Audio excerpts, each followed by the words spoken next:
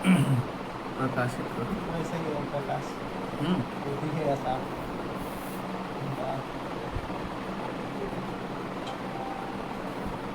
गंगा तरंग रमणीय जटा कलापम गौरी निरंतर विभूषित वाम भागम नारायण प्रियमनंगमदापहारं वाराणसीपुरपतिं भज विश्वनाथम्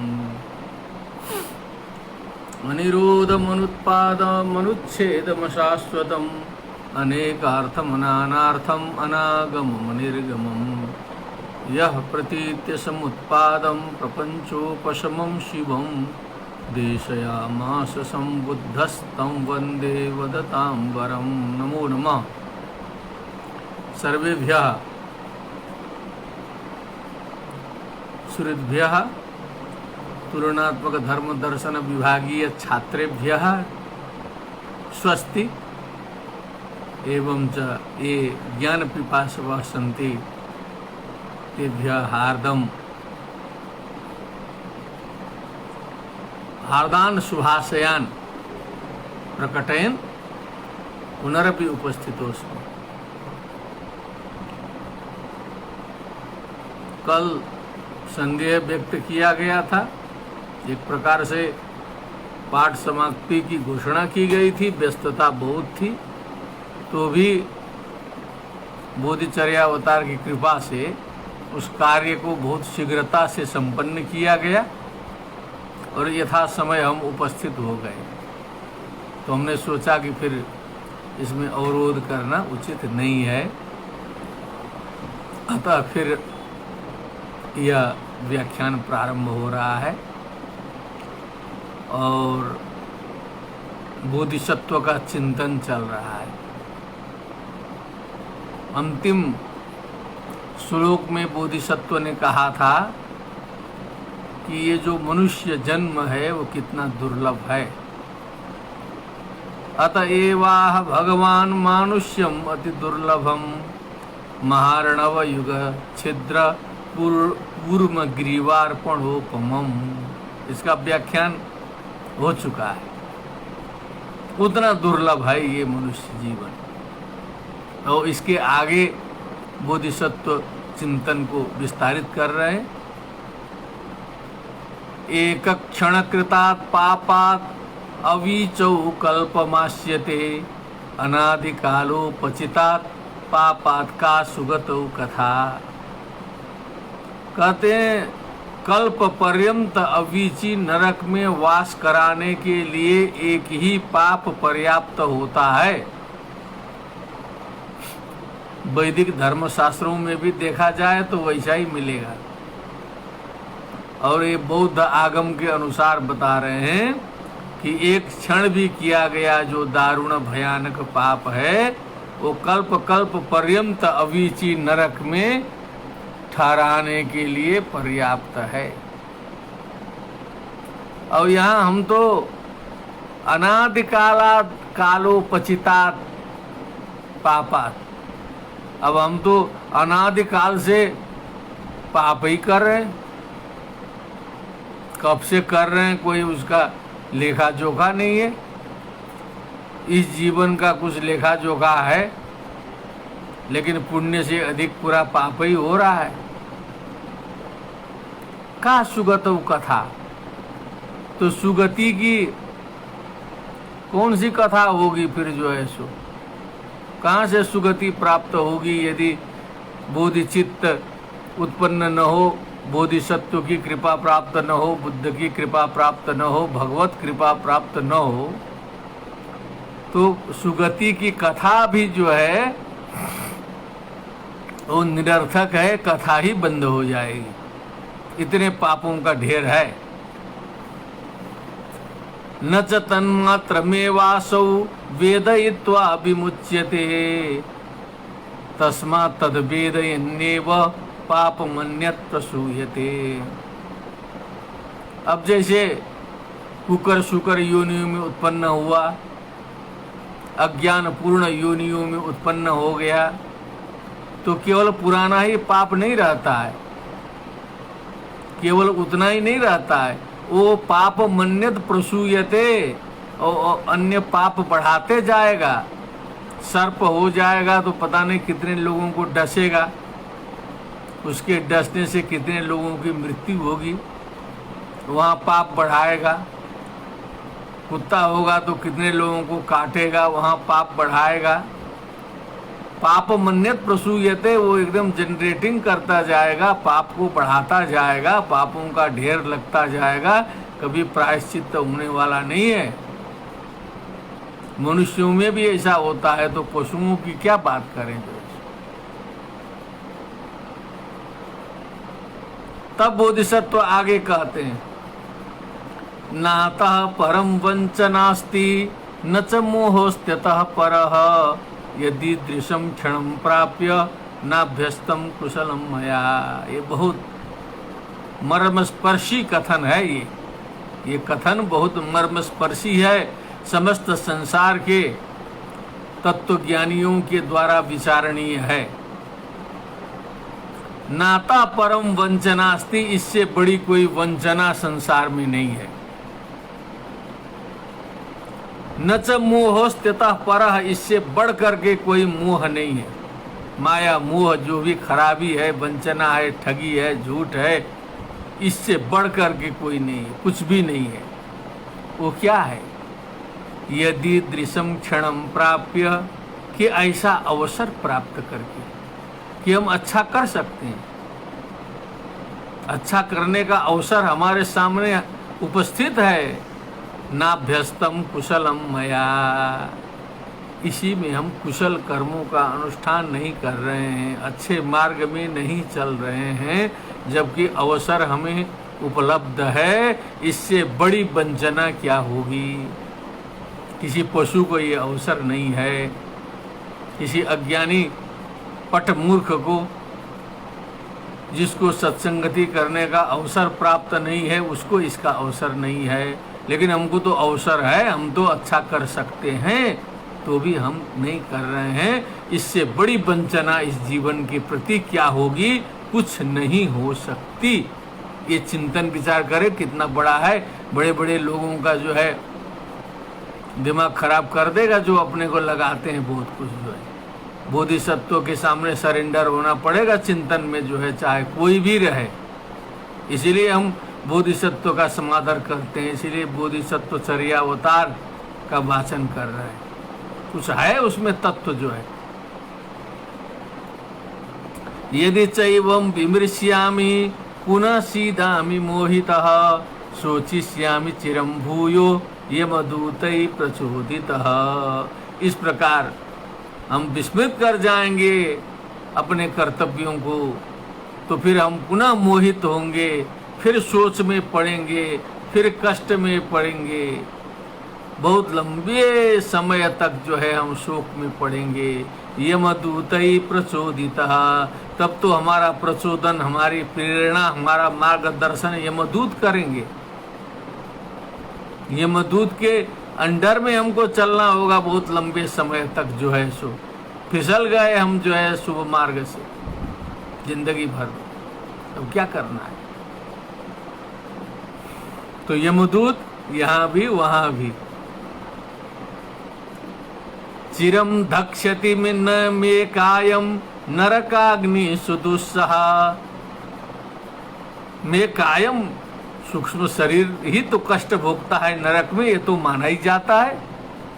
नरकाग्नि सुदुस्सह, नरक रूपी जो अग्नि है, जो असह्य है, वो हमारे शरीर को जो है सो आग जलाएगी, तपाएगी। चिरम धक्ष्यति, लंबे समय तक जो है नरक में तपना पड़ेगा। पश्चातापा नलाश्चितम चिरम धक्ष्यत्य शिक्षितम, फिर पश्चाताप रूपी अग्नि जो है हमारे चित्त को भी जलाएगी जो है। मेरा चित्त भी जलेगा पश्चाताप रूपी अग्नि में, नरक में जा करके, और हमारा शरीर भी जलेगा जो है सो उस दुस्सह अग्नि में जो है सो। हम सोचते रहेंगे कि अब क्या करें। अब जेल में जन्म कैद हो गया किसी का, बहुत से जन्म कैदी हैं, अब सोचते होंगे बहुत अच्छा जो है सो, क्या करेंगे? केवल सोचना ही रह जाएगा ना। उनका तो प्रिजन टिल डेथ, कुछ लोगों का तो लिखा रहता है मृत्यु पर्यंत कारागार, अब छूटना नहीं है। तो उसमें बैठ के सोचते रहिए, शरीर भी कष्ट पा रहा है, चित्त भी कष्ट पा रहा है, पूरा का पूरा सोच विचार सारा करते रहिए उसी में बैठ के। ये तो यहाँ का जेल तो छोटा है, वहाँ का नरक तो फिर जो है बहुत लंबा चलने वाला है। पश्चातापा नलश्चित्तम चिरम धक्षत्य शिक्षितम, अशिक्षितम चित्तम धक्षति बोला है। जो अशिक्षित चित्त है हमारा जो है सो बिना शिक्षा प्राप्त किए जो दौड़ रहा है, जो है बोधि चित्त की शिक्षा प्राप्त नहीं किया है। कथम चिदपि संप्राप्तौ हित भूमिम सुदुर्लभाम जानन अपि ननीयेहम तानेव नरकान पुमा। किसी प्रकार तो यहाँ तक पहुँचा गया है। बोधि चित्त की बात करते हुए, बोधिसत्व की बात करते हुए कम से कम ये चौथे परिच्छेद तक तो पहुँचे हैं, बहुत आगे बढ़ गए, यहाँ तक तो पहुँचे। यहाँ तक पहुँचना भी बहुत कठिन है, लगातार यहाँ तक का श्रवण भी बहुत कठिन है, वाचन भी बहुत कठिन है, व्याख्यान भी बहुत कठिन है, बोधि चित्त का चिंतन भी बहुत कठिन है। यहाँ पहुँचे हैं, अब तो बहुत कुछ समझ में आ चुका है, लेकिन फिसल गए तो जानन न पिचनिए हम ताने व नरकान पुनः। लेकिन फिसल गए तो फिर उसी नरक में फिर ले जाएंगे हम जो है सो। यहाँ से भी फिसल सकते हैं भी। पहले अनजाने में जाते थे, अब जो है जानबूझ के जाएंगे। दो प्रकार के लोग जेल में जाते हैं, कुछ लोग अनजाने में गलती कर बैठते हैं तो कारागार में जाते हैं, और बहुत से लोग जानबूझ के गलती करते हैं। बड़े बड़े साधु सन्यासी ज्ञानी कथाकार, बड़े बड़े विद्वान जानबूझ के करने वाले तो वो भी वहीं जाते हैं। तो एक जानबूझ के नरक जाने वाले भी होते हैं, एक अज्ञान में नरक जाने वाले होते हैं। तो जानबूझ के नरक जाने वाले में हम रहेंगे। सोचें, चिंतन मनन करें श्रोता लोग, ये बोधिसत्व चर्या क्या है, बोधिचर्या क्या है। अब आगे का जो श्लोक आ रहा है रोमांचित कर दे रहा है, एकदम रोमांचित करेगा। यदि कुछ भी सेंसेशन हो शरीर में, कुछ प्राण हो तो रोए खड़े होंगे। बोधिसत्व जी कहते हैं अत्र में चेतना नास्ति, यह हमारी चेतना नहीं है।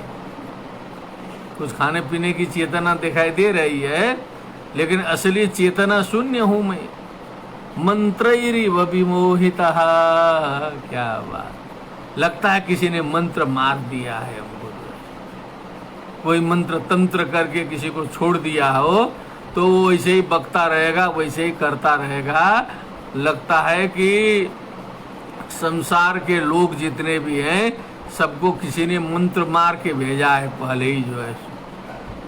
इसीलिए किसी का कुछ कोई सुनता है, जैसा जैसा वो मंत्र मारा रहता है उसी के हिसाब से डरता है। इसलिए बोधिसत्व कहते हैं अत्र में चेतना नास्ति, हमारी असली अपनी चेतना कहाँ है। हम तो मंत्रैरिव विमोहिता, मानो मंत्र से, तंत्र मंत्र से किसी को वश में कर लिया हो, वैसे हमको वश में कर लिया है किसी ने। आई एम नॉट फ्री, मैं फ्री नहीं हूँ, हम इंडिपेंडेंट नहीं हूँ, हम तो डिपेंडेंट हैं, पराधीन हैं। न जाने केन मोह्यामि, पता नहीं चलता है कि कौन हमको मोहित कर रहा है। पुत्रांतर मम तिष्ठति, इस मेरे अंदर कौन बैठा है। हम तो अच्छा चाहते हैं, अच्छा कार्य करना चाहते हैं, शुभ सोचना चाहते हैं, लेकिन कोई हमारे अंदर घुसा हुआ है, वो हमें मोहित कर दे रहा है, हमें अच्छा काम करने ही नहीं दे रहा है। ये किसी ने मंत्र मारा है, और कौन हमारे अंदर घुसा है इसका अन्वेषण किया है किसी ने। बोधिसत्व कर रहे, खोज रहे हैं उसको कि कौन घुस गया है मेरे शरीर के अंदर। सोचिए। अगले श्लोक में कहते हैं हस्तपादादि रहिता तृष्णा द्वेषादि शत्रवः। तृष्णा काम क्रोध लोभ मोह मद माश्चर्य दंभ पाखंड अभिमान तृष्णा मोह आदि जो शत्रुओं का ग्रुप है, ग्रुप ऑफ एनिमी, हस्त पादादि रहिता, उनके हाथ पैर नहीं है, बिना हाथ पैर वाले हैं। न शूरा नचते प्राज्ञा, बहुत शूरवीर भी नहीं है, बहुत बहादुर भी नहीं है, राणा प्रताप की तरह, शिवाजी की तरह बहुत बहादुर नहीं है। नचते प्राज्ञा, बहुत पढ़े लिखे नहीं है, कोई डिग्री पास नहीं किए, एमए पीएचडी सब नहीं किए हैं, डिलीट नहीं है, ऐसे हैं वो। और वो हमारे अंदर घुसे हुए हैं। ये द्वेष आदि शत्रु जो है कथम दासी कृतोस्मितई ही, वही आके हमको दास बना दिए।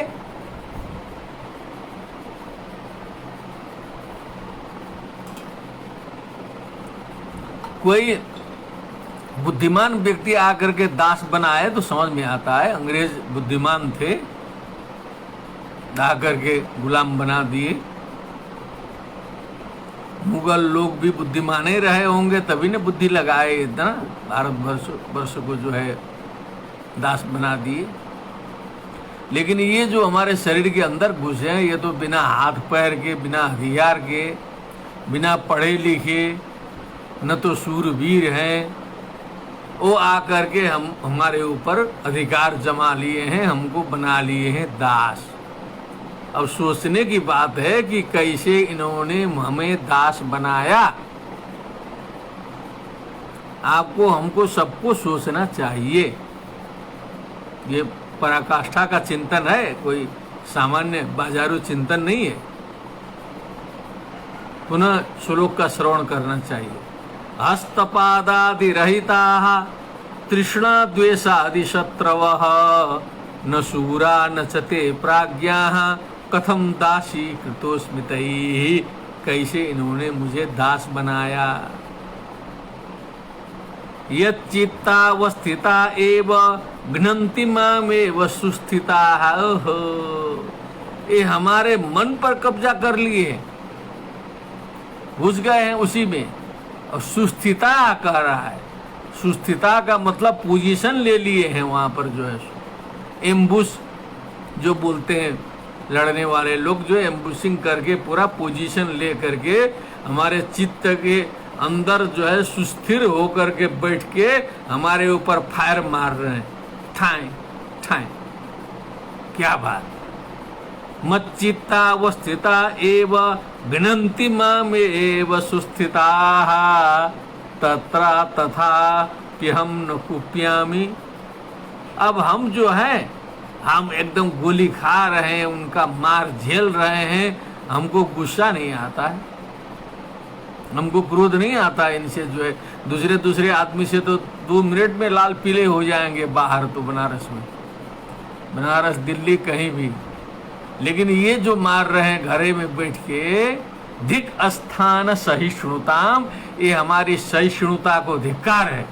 मैं इतना सहिष्णु हूँ, सहनशील हूँ, इस प्रकार की सहनशीलता हमारे में है जो हमको अपने हमारे मन में घुस करके और जो है मेरे ऊपर प्रहार हो रहा है, छिन्न भिन्न कर दे रहा है मेरे दिमाग को पूरा का पूरा।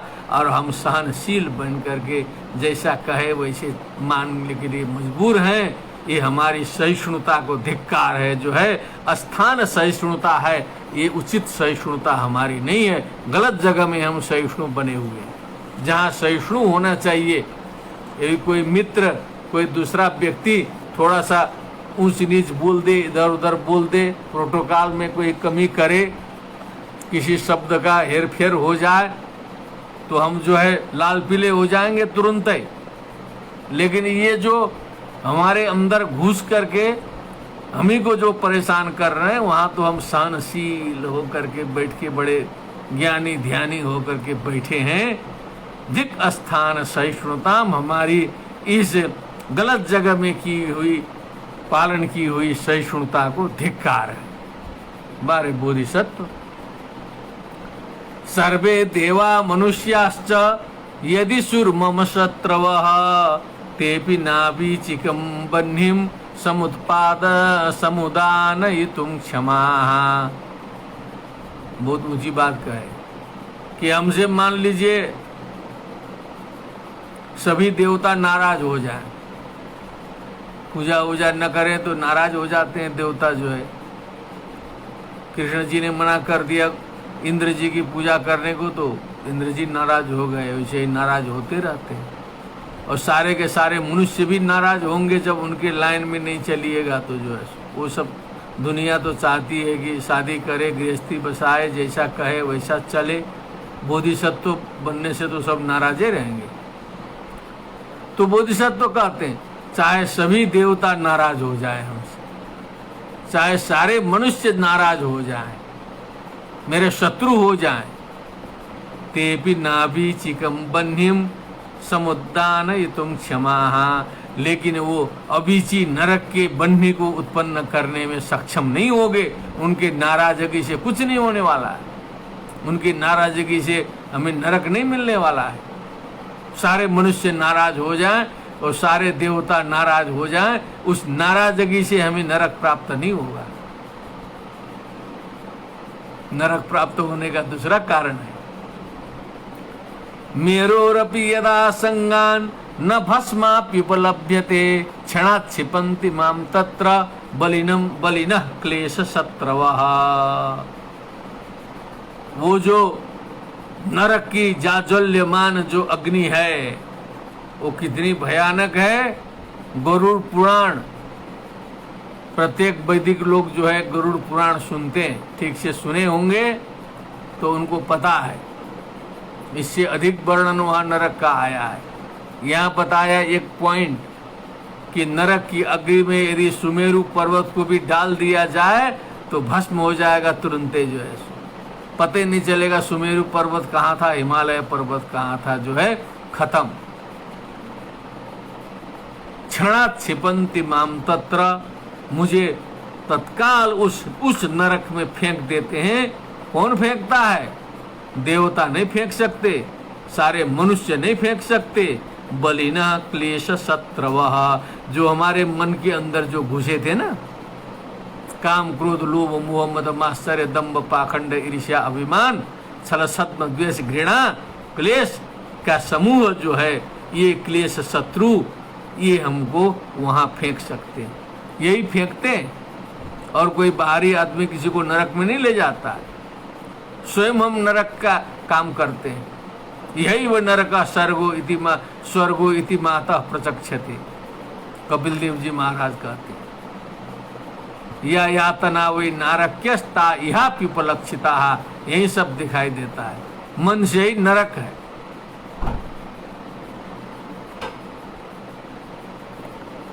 बलिनः क्लेश शत्रव, ये बलवान क्लेश रूपी शत्रु जो है हमको उस भयानक नरक में ढकेल देते हैं तत्काल। जिस नरक में सुमेरु पर्वत को भी डाल दें तो क्षण में जो है वो भस्म हो जाएगा, इतना भयानक नरक है। नहीं सर्वान्य शत्रुणाम दीर्घमायुरपि दृशम अनाद्यंतम महादीर्घम यन्मम क्लेश वैरिणाम। बहुत से शत्रु होते हैं संसार में, सबके कुछ न कुछ हो जाते हैं। अकारणा विस्कृत वद्द विग्रहात असज्जनात् कस्य भयम न जायते, बिना कारण के शत्रु निकल जाएंगे, अच्छे लोगों के भी।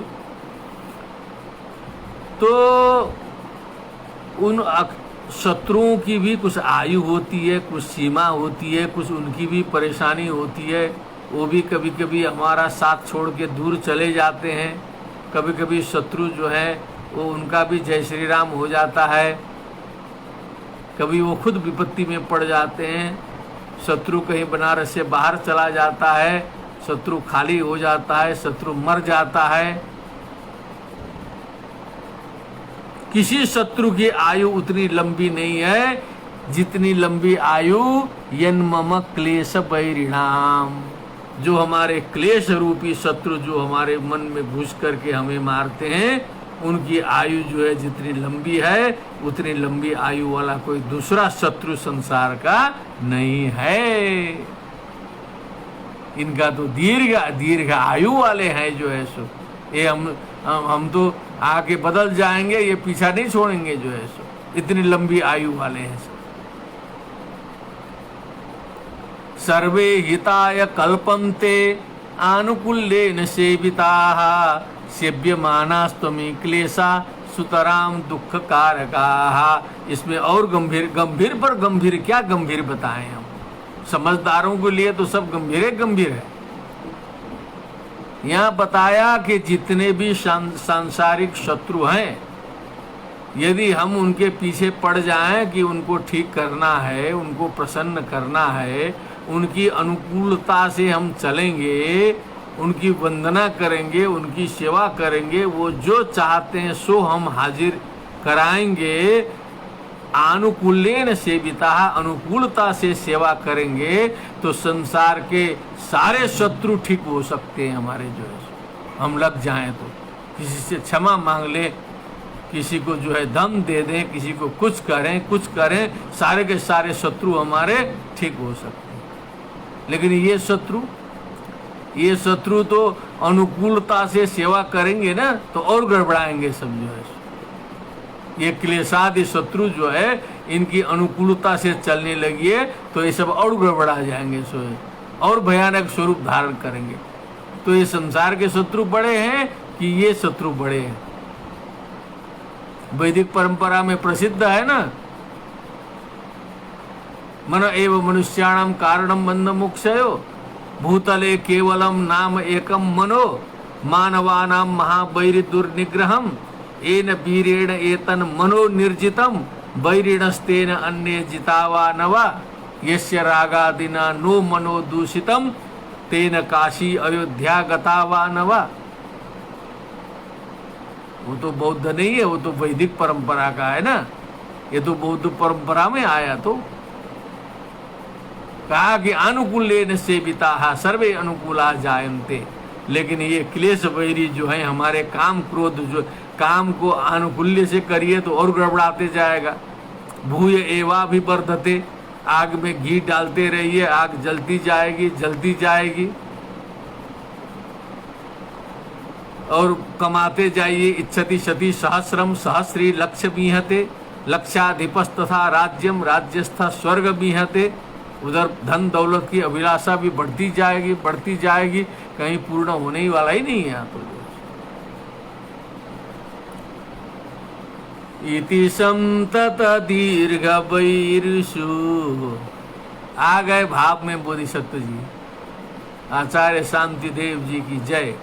इति संतत दीर्घ वैरिषु व्यसनौघ प्रसवैक हेतुषु हृदये निवसत्सु निर्भयं मम संसार रति कथम भवेत। संस्कृत भी बहुत प्रांजल है, बहुत सुष्ठु है, बहुत सुदृढ़ है, गठिला है, लूज नहीं है। श्रीमद् भागवत को छोड़ दीजिए तो बहुत जगह, बहुत से पुराणों में सब जगह जो है लूज संस्कृत भी मिलता है, कभी लोगों को मालूम होता है। बात तो बहुत अच्छी रहती है, लेकिन इस संस्कृत में कुछ जो है हल्कापन दिखाई देता है, बचकाना दिखाई देता है। श्रीमद् भागवत को छोड़ दीजिए, वो तो बहुत प्रौढ़ ग्रंथ, उसको तो कूट के उसमें तत्व भर के बनाया है। लेकिन और सारे पुराणों को देखिए तो हल्का फुल्का आएगा, जो कथा अच्छी आएगी। लेकिन ये जो है एकदम ठोस संस्कृत है, एकदम प्रौढ़ संस्कृत है, और उतना प्रौढ़ भी नहीं है कि समझने में कठिनाई हो। तो इससे इनकी विद्वत्ता का पता चलता है कि कितने बड़े विद्वान भी थे, संस्कृत के विद्वान थे। इति संतत दीर्घ वैरिषु, इस प्रकार निरंतर लंबायमान चलने वाले दीर्घ वैरी जो है हमारे शरीर के अंदर रहने वाले, व्यसनौघ प्रसवैक हेतुषु, जो समस्याओं के समूह को उत्पन्न करने के जो हेतु हैं, समस्त समस्याओं को उत्पन्न करने के जो हेतु हैं, जो हमारे दीर्घ बैरी हैं।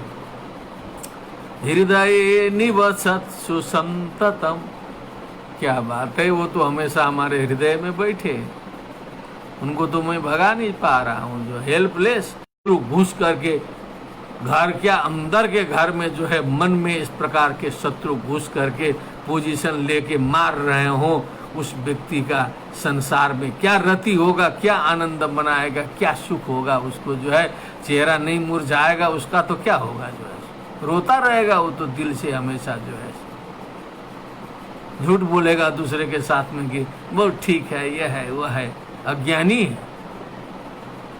मम संसार रति कथम भवेत्, भवचारक पालका इमे नरकादिष्वपि बध्यघातकाः, मतिवेश्मनि लोभ पंजरे यदि तिष्ठन्ति कुतः सुखम मम। कहाँ से मुझे सुख होगा। ये भवचारक पालका मैंने संसार में चलने वाले, सारे संसार को जो है चराने वाले, पालने वाले, ये सब जो है ये नरक आदि में भी जाकर के बध्य घातका, ये बध्य माने जो वध करने योग्य को मारने वाले, नरक आदि में भी साथ जाने वाले।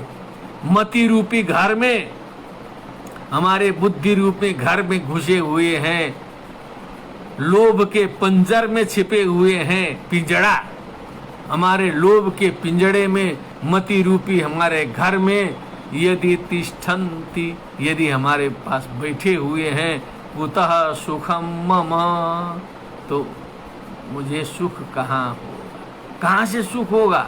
सुख अंदर से सुख नहीं रहेगा, दिल से सुख नहीं रहेगा, परमानंद रहेगा, तो बाहर का सुख क्या करेगा। ये जो है सुख, ये कोई सुख है। कुतः सुखम मम, इतना सोचने के बाद जो है ये सही लगता है हमको। इसका उपदेश करते करते उनको समाधि लग गई थी, कहते हैं लोग, जो है कथा में आता है बौद्ध शास्त्रों में कि इसका उपदेश करते करते करते जब उपदेश समाप्त होता है तो शांति देव को समाधि लग जाती है। ये कथा प्रसिद्ध है, सारे बौद्ध लोग इसको मानते हैं। और आप और हम भी विचार करें, ये चिंतन जहाँ का है, ये पूरा समाधि चल रही है।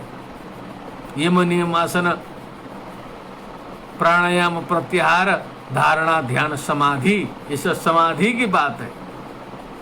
अब इतना सोचने के बाद बोधिसत्व क्या सोचते हैं। तस्मान्न तावदहमत्र धुरं क्षिपामि यावन्न शत्रव इमे निहता समक्षम। आनंद लेना है। स्वल्पे पितावदपकारिणी बद्धरोषा मानोन्नतास्तमी स्तमनि हत्य नयान्ति निद्राम। इसीलिए तस्मात् अहम, इसलिए मैं अपने धुरी से डिगने वाला नहीं हूँ। अब जो है समझ में आ गया है। धुरम छिपामी, मैंने अपने जो लक्ष्य की धुरी है उससे मैं इधर उधर नहीं हटूंगा। जब तक ये शत्रु हमारे सामने मार डाले न जाएं, हमारे अंदर छिपे हुए, मन के अंदर छिपे हुए जो शत्रु हैं, ये हमारे सामने समक्षम, हमारे आंख के सामने जब तक ये मर नहीं जाते, तब तक मैं अपने लक्ष्य से अब पीछे हटने वाला नहीं हूं। क्योंकि वीर का लक्षण होता है, बहादुर का लक्षण ये होता है कि थोड़ा सा भी किसी दुश्मन ने अपकार किया तो उसका डबल बदला ले लेता है। ये होता है वीर जो है। थोड़ा सा भी अपकार करे, छू के दिखाए कोई अमेरिका को हल्का सा। अब हम लोग तो थोड़ा सा आदत बिगड़ गया है, अमेरिका को थोड़ा सा कोई टच करके देखे, 2 ठे पुलिस 15-20 ठे उनके सैनिकों को कोई कुछ कर दे, पता चल जाएगा क्या होगा। लक्षणा से सब समझ लीजिए बुद्धिमान लोग। स्वल्पे भी तावत अपकारिणी बद्धरोषा मानोन्नता, जो सम्मानित लोग होते हैं, जो अपने को सम्मानित समझते हैं, वो तम अनिहत्य न यान्ति निद्राम, उसे बिना मारे जो है वो निद्रा नहीं लेते, सोते नहीं। थोड़ा सा भी अपमान किया तो हिम्मत कैसे किया मेरा अपमान करने का, हिम्मत कैसे किया जो है सो। अब यहाँ तो अपने अंदर ही घुस के जो है सो पूरा का पूरा चौपट कर रहे हैं और हमको तो पूरा हेल्पलेस बना दे रहे हैं, जो मेरा कोई मतलब ही नहीं है। हमको तो लगता है कि कोई मंत्र मार के भेजा हुआ है। एकदम साधना में अध्ययन करने का ग्रंथ है ये, ऑनलाइन वाला नहीं है ये। जो जिज्ञासु हो 5-10 बैठे, अब इस पर साधना हो जो है सो हफ्ता 10 दिन का लगातार, तो देखिएगा क्या आनंद आएगा। जो उस प्रकार का मैटर है इसमें। अब अगले श्लोक में बढ़ते हैं। प्रकृति मरण दुखितांधकारान रणशिरसि प्रसभम निहंतु मुग्राः अगणित शरशक्ति घात दुखा न विमुखताम उपयन्त्य साधयित्वा। कहने का मतलब जो वीर होता है, जो सीमा में डटा हुआ है, जो है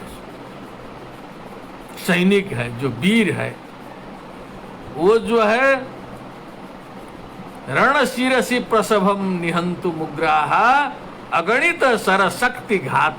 संग्राम में जो है शत्रु का वध करने के लिए उद्यत जो वीर सैनिक होता है, वीर राजे महाराजे होते हैं, अगणित सरशक्ति घात दुखा, उनके ऊपर चाहे अगणित सर शक्ति वज्र इत्यादि जो भी गिरते रहे, जो है चोट पटक लगते रहे, न विमुखताम उपयांति असाधयित्वा, अपने कार्य को पूर्ण किए बिना जो है सो लौटते नहीं है। यही जम्मू कश्मीर की कथा टीवी में आ रही थी कि कोई आर्मी थे, लड़ रहे थे चाइना से, तो जो है गोली लगी, घायल हो गए, सारे साथी खत्म हो गए, तो भी 10-12 को निपटा करके जो है तब उन्होंने प्राण त्यागा। ऐसी कहानी आती है, नहीं तो हिम्मत हार के छोड़ दिए होते। घायल है, एक पैर कटा हुआ है, इधर गोली लगी है, तो भी अपना राइफल चल रहा है, तो भी 10-12 लोग को जो है सो वो अपना समाप्त कर दे रहे हैं अंतिम में जाते जाते जो है। ये साहस होता है, ये वीर का साहस होता है। ऐसा उदाहरण ही दे रहे हैं, वीर ऐसा होता है। अभी यहाँ का वीर जो है देखना पड़ेगा, जो अपने साथ में लड़ने का वीर कहाँ गया। बाहरी वीर तो बहुत मिल जाएंगे, लेकिन यहाँ स्वयं से लड़ना है। किमुत सतत सर्व दुख हेतुन प्रकृति रिपुन्नुपहन्तु मुद्यतस्य भवति मम विषाद दैन्यमद्य व्यसन सतैरपि केन हेतुना वै। मैं तो सर्व दुख हेतुन, समस्त दुखों के कारणभूत, प्रकृति रिपुन उपहंतु मुद्यतस्य, ये जो प्रकृति के रिपु, समस्त जगत के रिपु कामादि दोष को जो है उनको मारने के लिए, उनका हनन करने के लिए मैं तो उद्यत हूँ। वहाँ तो एक एक व्यक्ति को मारने के लिए जो लगे हैं वो इतने दृढ़ से लड़ते हैं। हमको तो इतना बड़ा शत्रु मिला हुआ है, इतने बड़े शत्रु से लड़ना है। केवल अपने ही शत्रु को नहीं देखना है, पूरे के पूरे संसार के दोषों को देखना है। भवति मम विषाद दैन्य मध्य, अब आज मुझे विषाद हो जाए, मुझे दुख कष्ट हो जाए, मैं जो है सो होपलेस होने लगूं। अरे बाप रे, कैसे लड़ूं जो है अर्जुन के तरह जो है। सीदंती मम गात्राणि मुखम च परिशुष्यति बेपथुस्त शरीरे में रोम हर्षश्च जायते, वैसा मेरा हो जाए। अपने शत्रुओं से लड़ने के लिए मैं थक जाऊं। व्यसन सतैरपि केन हेतुना, ये सारे संकष्ट दुख कष्ट जितने भी आते रहेंगे, उनसे पराजित होकर के यदि मैं थक जाऊंगा, केन हेतुना वही, किस हेतु से जो है सो मैं थकूं, कौन सा कारण बनता है। मुझे तो थकना ही नहीं है, मुझे तो डटना है। मेरा शत्रु तो सामान्य नहीं है। इस प्रकार से अपने को बोधिसत्व ने दृढ़ किया। फिर आगे सुने, अकारणेनैव रिपुक्षतानि गात्रे स्वलंकार वदुद्वहन्ति। ये जो संसार में जो लड़ते हैं, सीमा में लड़ते हैं, युद्ध में लड़ते हैं, तो कहीं गोली लगती है, गोली का चोट है, कहीं यहाँ चोट है, तो कहते हैं कि ये जो है 62 की लड़ाई का चोट है। ये अलंकार के तरह जो है उस गोली के चोट को जो है लोग दिखाया करते हैं। कब लगा? तो ये 62 का है, तो ये 65 का है, ये 72 का है, ये 72 में पैर टूटा है। अब उनके लिए अलंकार के समान जो है शत्रु के द्वारा किए गए जो व्रण हैं, जो घाव हैं, उसका बड़े सम्मान के जो है उसका वहन करते हैं, उसको ढो के चलते हैं, उसको दिखाते हैं, गौरव महसूस करते हैं। क्या बात है? अकारणेनैव रिपुक्षतानि, दुश्मन के द्वारा बना किए गए क्षतों को गात्रेषु अलंकार वद उत्बहन्ति, जैसे गहने पहने जाते हैं सुवर्ण के, वैसे ही उन घावों को जो है अलंकार के समान यहाँ चोट लगा है, पूरा जो है गड़बड़ाया है। कहा भैया ये क्या हुआ? कहा कि ये जो है गोला लगा था, गोला गिरा था, यहाँ इधर से निकल गया, इतना बचा है। तो कैसा लगेगा? हम लोग कहेंगे वाह क्या बहादुर थे जो ऐसे होके भी बच गए। अलंकार के समान उन दुर्जनों के द्वारा किए गए क्षतों को जो है सो दिखाते हैं, वहन करते हैं। महार्थ सिद्ध्यै तु समुद्यतस्य दुखानि कस्मान् मम बाधकानि। और रही बात हमारी बोधिसत्व की, बोधिचित्त लेकर के आगे बढ़े हुए बोधिसत्व की। अब हम तो जगदद्य निमंत्रितम मया प्रतिगृह्णन्तु सुरासुरादया बोल चुके हैं, पूरे दुनिया को निमंत्रित कर चुके हैं दुख से मुक्त करने के लिए। हमारा उद्देश्य छोटा मोटा नहीं है, एक देश, एक जाति, एक कुल, एक परंपरा नहीं है, सर्व मानव जाति विशिष्ट उद्देश्य है, सर्व जीव को कवर करता है मेरा उद्देश्य जो है। महार्थ सिद्धि के लिए हम लगे हुए हैं। तो ये छोटे मोटे दुख कष्ट, दुखानि कस्मान् मम बाधकानि, कैसे हमारे बाधक हो सकते हैं? हो सकता है कि मन को कंट्रोल करने में थोड़ा दुख कष्ट हो सकता है, कोई दूसरा बुरा बोल दे तो थोड़ा सा मन को दुख सकता है, ये छोटा सा दुख है, सह लिया जाए। काम क्रोध लोभ मोह मद मात्सर्य ये जितने भी दुख उत्पन्न करते हैं, ये हमको कैसे बाधा पहुंचा सकते हैं? हम तो इतने महान लक्ष्य को लेकर के आगे बढ़ रहे हैं जो है। ये हम किसी स्वार्थ के लिए, एक छोटे सीमा के लिए, बॉर्डर के लिए नहीं लड़ रहे हैं हम जो है सो। ये कश्मीर और हिमाचल की बात नहीं है, ये तो पूरे विश्व की रक्षा की बात है। यहाँ हम किसी प्रकार के दुख से दुखित हो जाएंगे तो दुनिया क्या बोलेगी, क्या करेगी आगे जो है। तो हमें ये कोई भी दुख मेरा कुछ भी नहीं बिगाड़ सकता है। दुखानि कस्मान् मम बाधकानि स्वजीविका मात्र परार्थ निबद्ध चित्ता कैवर्त्य चंडाल कृषि बलाद्याः शीता तपा व्यसनम सहन्ते जगत हितार्थम न कथम सहेयम। सहे हम करने से और बढ़िया हो जाएगा। अब ये जो संसार में आप देखें, सारे संसार के मजदूरों को देखें, परिश्रम करने वाले लोगों को देखें, स्वजीविका मात्र निबद्ध चित्ता, मजदूरी क्यों कर रहे हैं? दिन भर ईंटा क्यों ढो रहे हैं? दिन भर जो है पत्थर क्यों तोड़ रहे हैं? बड़े बड़े लोहे के गाटर लेके क्यों सर पर ढो करके चल रहे हैं? क्यों दिन भर जो है खटे हुए हैं? What is the purpose? Purpose is स्वजीविका मात्र निबद्ध चित्ता, केवल अपनी जीविका चले, कुछ प्राप्त हो जाए। दुख कष्ट से कोई मतलब नहीं, दुख सहने के लिए सब लोग तैयार हैं। केवल आप दिखा दीजिए लक्ष्मी जी दिखा दीजिए, कुछ ज्यादा दिखा दीजिए तो कोई भी आदमी तैयार हो जाएगा। तुरंत दुख कष्ट आओ, लक्ष्मी जी के लिए सब करने के लिए तैयार हैं।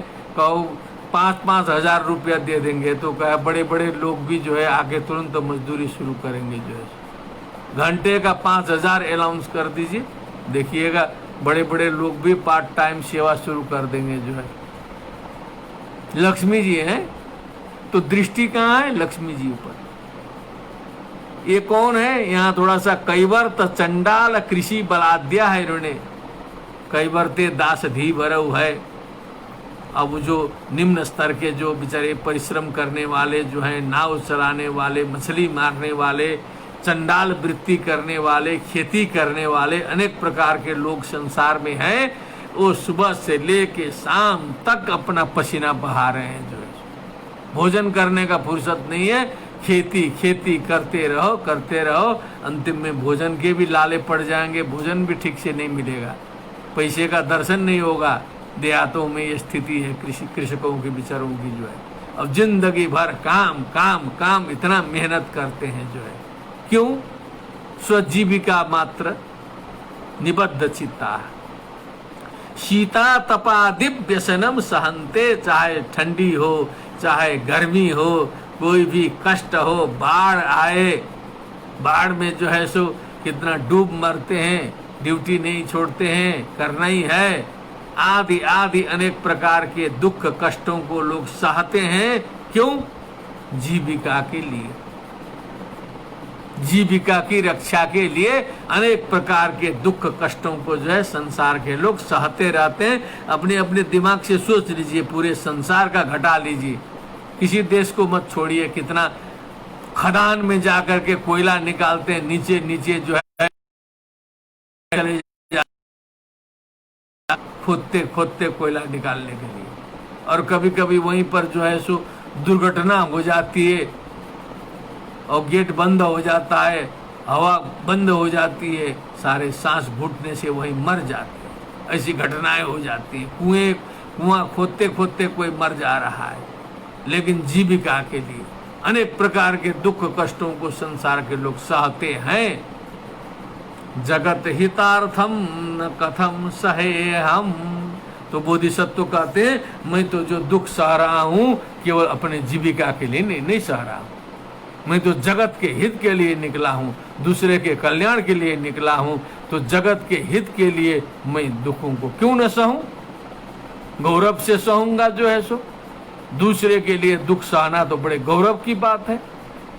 एक मित्र जो है मेरा विपद में पड़ा हुआ है, हॉस्पिटल में है, उसकी सेवा में हम रात रात भर जग रहे हैं, उसकी सेवा कर रहे हैं, तो हमको कितना बड़ा आनंद आ रहा है। हम अपने स्वार्थ के लिए नहीं है, किसी गरीब की सेवा में हम लगे हुए हैं। और यहाँ पूरे जगत की सेवा के लिए हम निकले हैं। हमको दुख कष्ट भी हो भी जाए तो मैं क्यों नहीं सहूं? मैं तैयार हूँ किसी भी प्रकार के दुख कष्ट से मुकाबला करने के लिए। इस प्रकार अपने चित्त को सुदृढ़ करके करते हुए बोधिसत्व जी बोधिचित्ता प्रमाद, ये परिच्छेद है। ये परिच्छेद आगामी दिवस को समाप्त होगा, कल समाप्त होगा, कुछ अवशिष्ट रह गया है। तो इस प्रकार से अपने को सुदृढ़ करके जो है फिर वो 5वें परिच्छेद में पहुंचेंगे हम लोग, वो पहुंचेंगे और क्रमशः धीरे धीरे अपने को सुदृढ़ और मजबूत करते चलेंगे। ये इसकी विशेषता है। तो आज अनेक व्यवधानों के बीच मैंने कल निवेदन किया था, फिर उसके बाद थोड़ा सा हमने सोचा कि इतना साहस यह ग्रंथ प्रदान कर रहा है, इतनी ऊर्जा दे रहा है, इतनी ज्योति प्रज्वलित कर दे रहा है, तो हमें जो कार्य है उसको इस तरह से समाप्त करने की कोशिश करनी है, करना चाहिए कि हम कोशिश करके देखें कि समय के अंदर वो कार्य समाप्त होता है कि नहीं। हमने प्रयत्न किया विश्वविद्यालय जाकर के, और मित्रों के सहयोग से जो कार्य 5 बजे समाप्त होने वाला था उसे हमने 4 बजे समाप्त किया, और फिर हम आप सभी की सेवा में हाजिर हो गए। नहीं करके हम हाँ में आ गए। यही जीवन में होना चाहिए। कल हमने नहीं बोला था, आज मैं हाँ में आ गया। पहली बार जो है मान लीजिए किसी ने कह दिया, किसी ने द्रव्य मांगा, एक बार बोला नहीं, उसके बाद फिर बेचारा लौट गया। फिर सोचा बेचारा, दूसरे दिन उसको कहा, फोन किया, हाँ भैया आइए आपका मैं काम कर देता हूँ, प्रायश्चित तो हो जाएगा। एक बार नहीं बोला, बेचारा कष्ट से गया, दूसरे जगह खोज रहा था, तुरंत हाँ आ गया वहीं से जहाँ से नहीं हुआ था। तो ये तो महत्ता बड़ी ना, कम से कम प्रायश्चित तो हो गया तुरंत। तो हमने जो कल नहीं बोला था उसका हाँ आज हमने अब स्वयं कर दिया जो है आपके सामने। और समस्त श्रोतृवृंद जो श्रद्धा निष्ठा से इसमें लगे हुए हैं, सबको मैं सबका अभिवादन करता हूँ। और इस बोधि चर्यावतार के श्रवण से अवश्य ही सबका कल्याण होगा और हमारे विश्वविद्यालय का अभ्युदय होगा, क्योंकि इस विश्वविद्यालय के माध्यम से, तुलनात्मक धर्म दर्शन विभाग के माध्यम से यह ज्ञान का प्रसार इस प्रकार से ऑनलाइन रूप में, विश्वव्यापी रूप में जा रहा है। इस प्रकार से हम यदि एक साथ बैठ के व्याख्यान करते तो 1500 लोगों को सुना सकते हैं, लेकिन यहाँ तो हजारों की संख्या में जो है सो लोग इसको सुनेंगे। और जब तक ये गूगल चलेगा तब तक सुनेंगे। तो ये कल्याणकारी जो चिंतन है वो सभी के पास में जाएगा। तो ये कल्याण ही कल्याण होगा इससे। इसी के साथ इसी पर जगत हितार्थम न कथम सहेयम, इसी प्रसंग में आज का विश्राम करते हैं। सर्वे भवन्तु सुखिनः, सर्वे सन्तु निरामयाः, सर्वे भद्राणि पश्यन्तु, मा कश्चित् दुःखभाग् भवेत्। ओम शांति शांति शांति। सर्वेभ्यो नमः।